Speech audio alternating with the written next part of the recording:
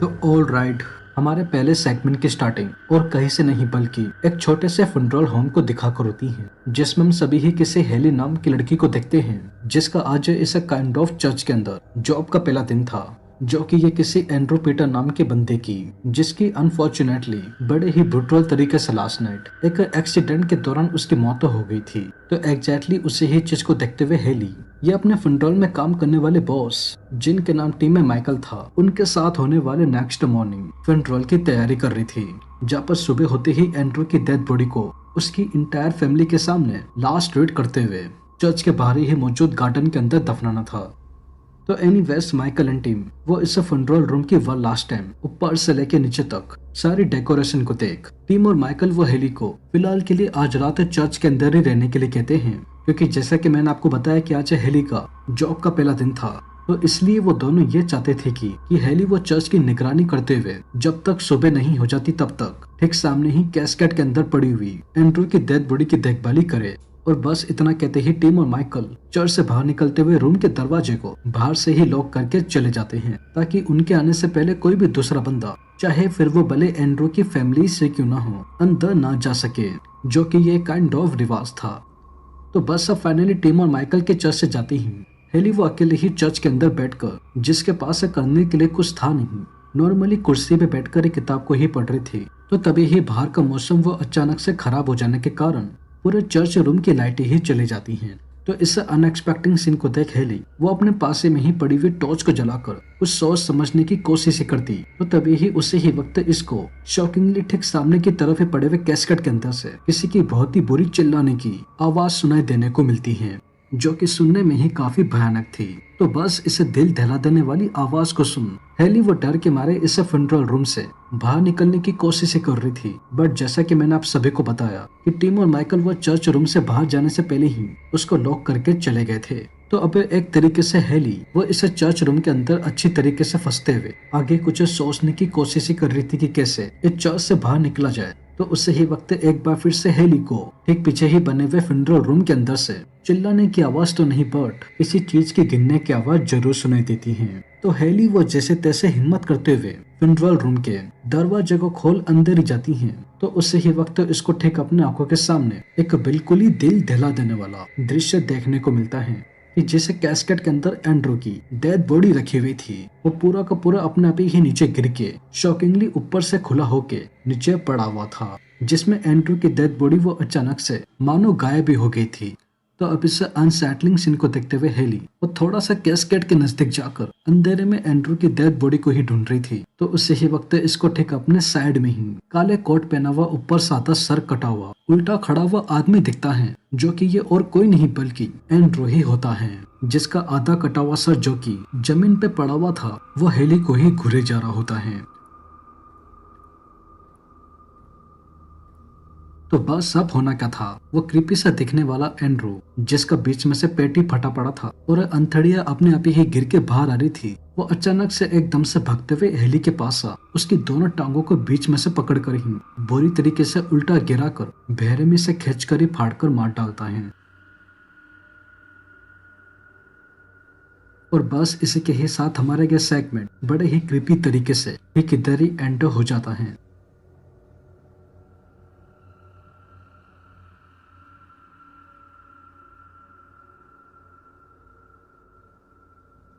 तो second segment की starting Manhattan city के रॉकवेल काउंटी को दिखाकर होती है, जहाँ पर कोई हॉली नाम की रिपोर्टर वो अपने कैमरामैन जेफ के साथ इस काउंटी में रहने वाले लोगों का द लेजेंड ऑफ रेडमैन नाम के क्रीचर के बारे में इंटरव्यू लेने के लिए आई थी, जिसे हम सभी ही अभी थोड़ी ही देर में देखेंगे कि आखिर में वो क्रीचर दिखने में कैसा था। तो मीनवाइल हॉली वो अपने कैमरामैन जेफ के साथ टाउन में रहने वाले लोगों से बातचीत ही कर रही थी, जानने के लिए कि आखिर में वो क्रीचर दिखने में कैसा था। तो जहाँ पर टाउन के रहने वाले लोगों ने, जिसमें टीनएजर्स और थोड़े से सीनियर सिटीजन शामिल थे, उन सभी का इंटरव्यू के दौरान यही कहना था कि उन्होंने आज तक उस क्रीचर को कभी भी अपने आंखों से देखा तो नहीं था, पर एक 12 साल का बिली नाम का बच्चा जरूर था, जो कि वो अनजाने में सिटी के मैन हॉल वाले इलाके में पहुंच गया था, जहाँ पर उस बच्चे ने उस क्रीचर को खेलते दौरान वहां पर देख लिया था, जिसका स्केच भी उसने बनाया था, जो कि देखने में कुछ ऐसा था। वेल अब यहाँ पर खास बात ये थी कि उस बच्चे के इस क्रीचर के पेंटिंग के बनाते ही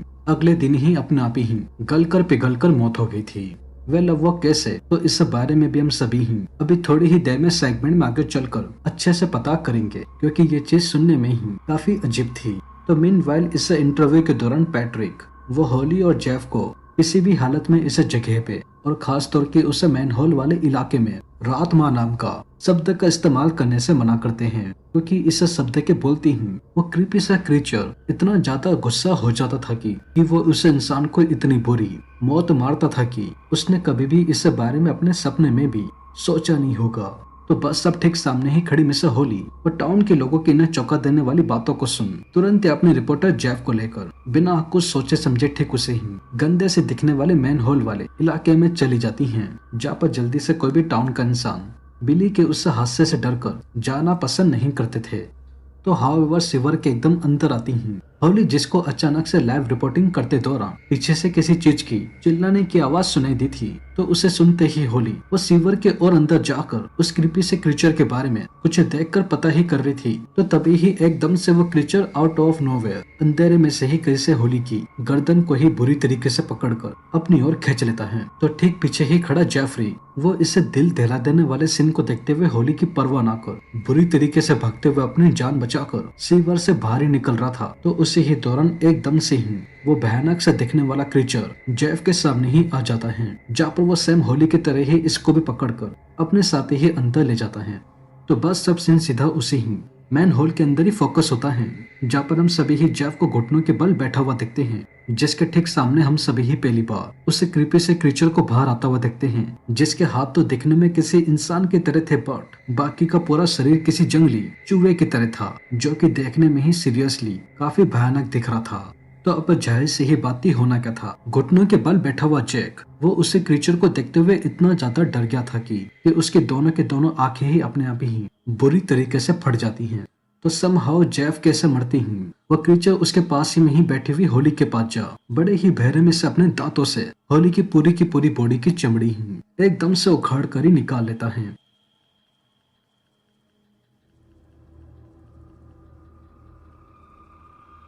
तो अब इसी के ही साथ सीन वन लास्ट टाइम एक न्यूज चैनल के ऊपर फोकस होता है, जहाँ पर हम सभी ही एक जॉन नाम के बंदे के साथ उसकी को होस्ट होली को देखते हैं, जो कि वो होली नौकर बल्कि वो ही क्रीपी सा दिखने वाला रैटमैन था, जो कि वो उसकी खाल को पहनकर बैठा हुआ था। तो एनीवे जॉन वो उस रैटमैन की कहानी के बारे में लाइव टीवी पर मजाक उड़ाते हुए कैमरे से बातचीत ही कर रहा था। तो उसी ही वक्त जॉन के मुंह से अचानक से गलती से वही रातमा नाम का शब्द निकल गया था। तो पास से में ही बैठा हुआ होली की खाल पहना हुआ वो क्रीचर उस शब्द को सुनते ही एकदम से जॉन के ऊपर ही उल्टी कर देता है। तो जहाँ पर जॉन का पूरा मुंह एकदम से ही बुरी तरीके से गल कर लाइव टीवी पर सब लोगों के सामने ही चितड़े होकर ही फट जाता है। और वहीं पास में ही बैठी हुई होली वो इस चीज को देखते हुए जॉन को मरते हुए अजीब तरीके से स्माइल करते हुए बस टीवी को ही घूरे जा रही होती हैं। और इसी के ही साथ हमारे ये सेगमेंट बड़े ही कृपी तरीके से ठीक इधर ही एंड हो जाता है।